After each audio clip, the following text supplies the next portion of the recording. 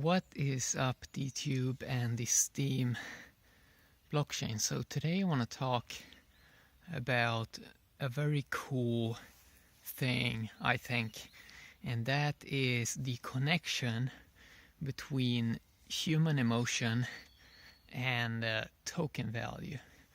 And I saw this and it sort of made sense, and it also made me more confident at tokens that I own, and it made me more confident in terms of value.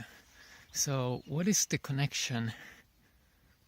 What is the connection between human emotions and a cryptocurrency, a token, when it comes to value? Well, it is like this. So we have a token.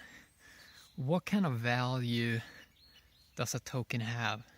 Well, it has the value that people buying and selling.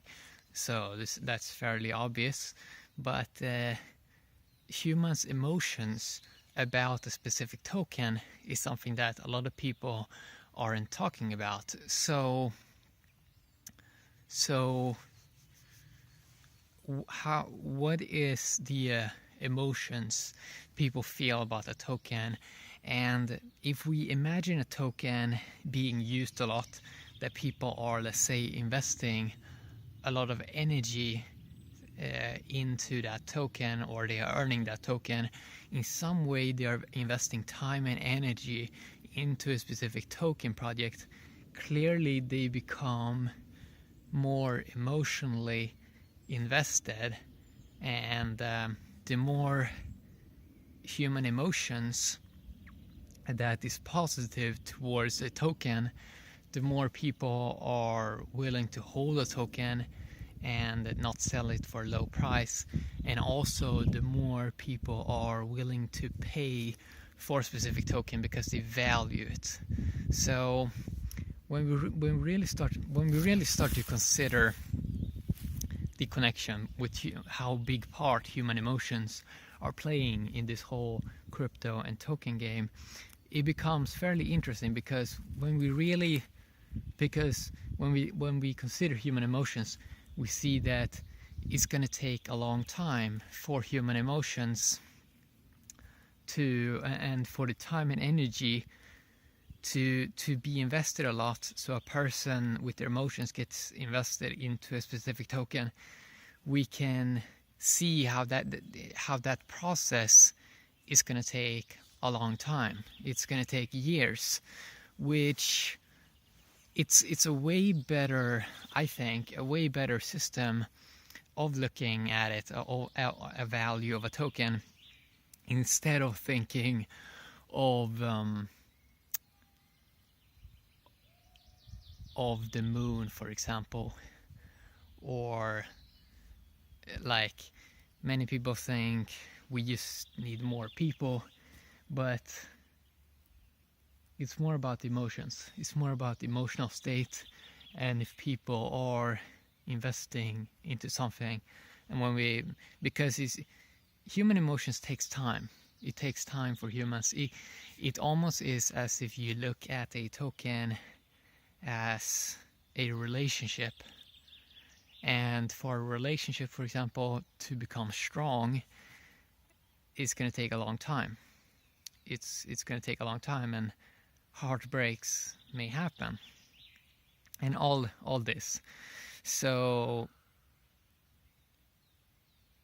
we see these mega fast rises in something of value, and when we look at it from a human emotion perspective, we see that it's not really sane for that to last.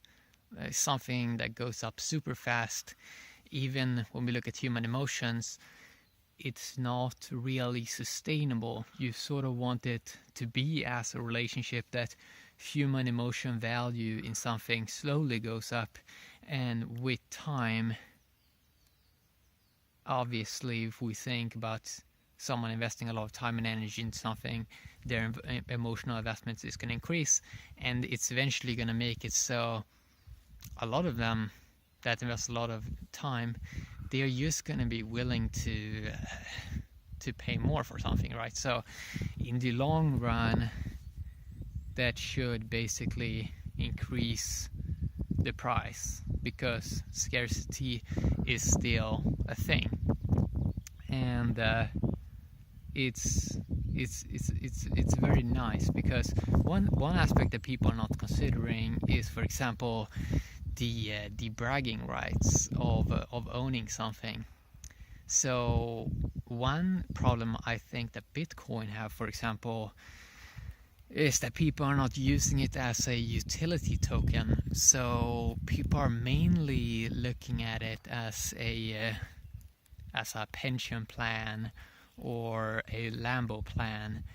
But if something is a utility token, as Steam and Steam dollar tokens, even if the price goes down 10x, a person is probably just going to buy more, right? So people that's using something as a utility token, they sort of almost want the price to go so low as it possibly can, while the Bitcoin team, they probably, and now I call it a team, there's so many people investing in Bitcoin, but they probably want the price to go up. And if you look at, for example, if I see people that invest in stocks that sort of see Bitcoin as a threat, they can sometimes see it as Bitcoin is going to go down to zero and stuff like that, but it doesn't seem as if they are considering the utility aspect, that there are actually people that are living, earning utility tokens. So how would it be able to go down to zero if it's a scarce supply? And yeah, utility tokens are just going to take over eventually, but many of them that has existed, that people are using on a daily basis, it's only been a few years. So let's say a project launched with a lot of tokens, it's still in the sell-off phase even years down the line, because people that have less emotional investment in something, they probably gonna sell it for,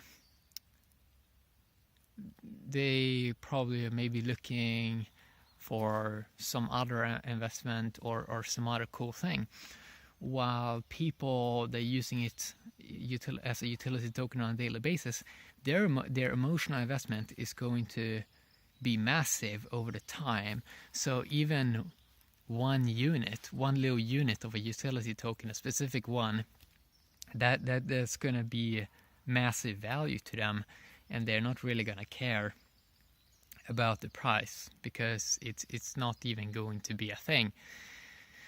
And I think that in many ways people do understand that, and that in many ways people also looking, people like, for example, a little bit of drama in terms of price, of, for example, the price crashed a lot maybe in a week, but then maybe the next week it goes up again.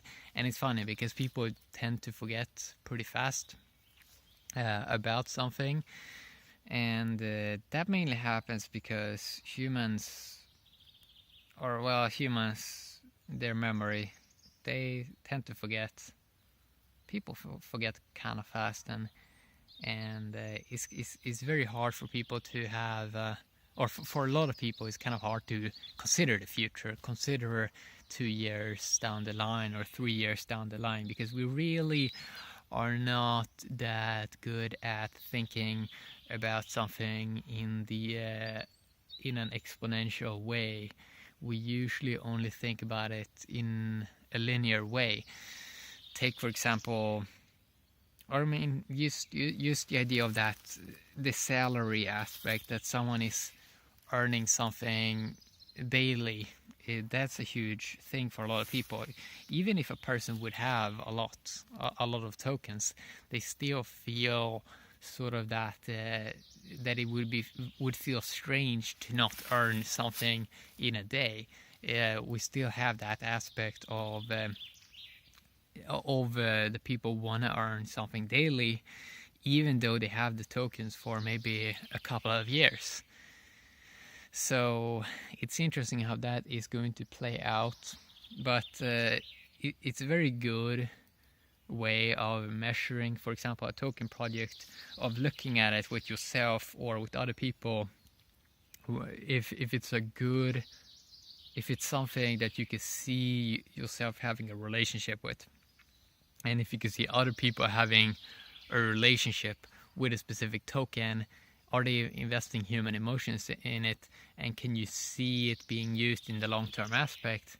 And as long as people are sort of investing time and energy, and human emotions gets involved with that, you can see it as you are gonna be able to you're gonna be able to leverage that if you own a little bit of that. So it's very cool how leverage is gonna be a bigger thing, how a person can own part-time owner in so many projects.